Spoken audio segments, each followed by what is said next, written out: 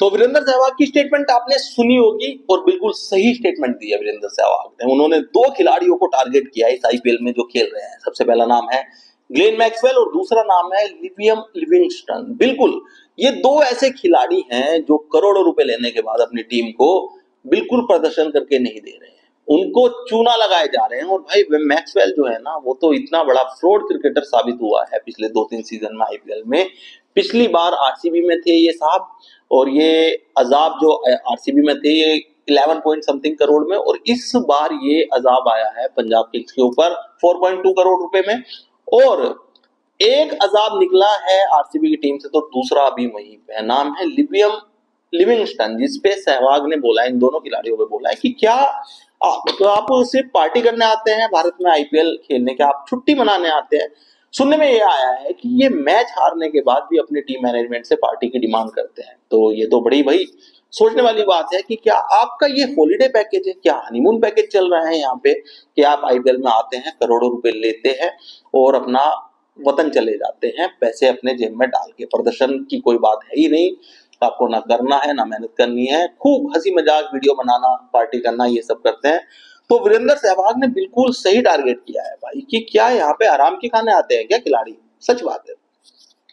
अब वीरेंद्र सहवाग की बातें कुछ लोगों को बुरी भी लग रही हैं कि ऐसे नहीं बनता, और भी तो खिलाड़ी परफॉर्म नहीं कर पाए, लेकिन इतना लगातार गंदा फॉर्म किसका होता है? मैक्सवेल की बात करो भाई साहब, चल के राजी नहीं है, हर मैच में उस घटिया शॉट पे आउट हो जाता है जो रिवर्स स्वीप कहते हैं कि ये रिवर्स स्वीप बहुत अच्छा खेलते हैं।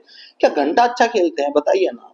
जब आप लगातार उस शॉट को खेलने के बाद आउट हो रहे हैं तो आपको वो शॉट खेलना भी नहीं आता ना। अब आप भूल चुके हैं क्योंकि ये मैच अफगानिस्तान के खिलाफ नहीं हो रहे हैं जिसमें आप टूटे हुए पैर से 200 रन मार देंगे।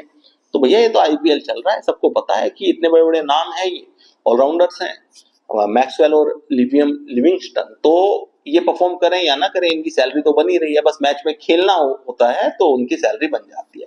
तो वीरेंद्र सहवाग ने बिल्कुल सही मुद्दा उठाया है और लोगों को भी इस पे थोड़ी चर्चा करनी चाहिए। मैं ये नहीं कह रहा कि इन दोनों खिलाड़ियों को इस टूर्नामेंट से बाहर कर दीजिए, लेकिन अगली बार जब 2026 के लिए ऑप्शन होगा आईपीएल के लिए तो ये चीजें कंसीडर होनी चाहिए कि कौन खिलाड़ी किस नियत से खेलने आता है, यहाँ पे मेहनत कर रहा है या नहीं। अब देखे ना कितने सीनियर खिलाड़ी है जोस बटलर, और कितने रसूखदार खिलाड़ी हैं वो, उनको क्या पड़ी है आके इतनी मेहनत करके अपनी टीम को जिताना, 50 मारना, शतक मारना।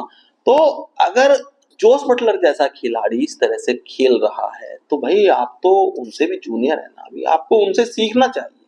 आप किसी लीग में खेल रहे हैं तो वहां पे आप थोड़े से लॉयल बन के रहिए ना उनके लिए।